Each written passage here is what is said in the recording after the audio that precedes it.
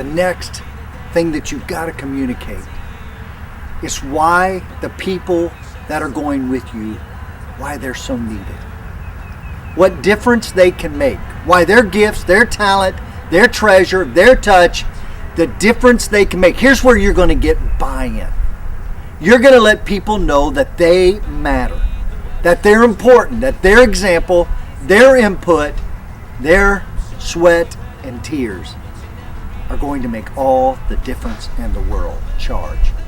Anybody feels the way I do.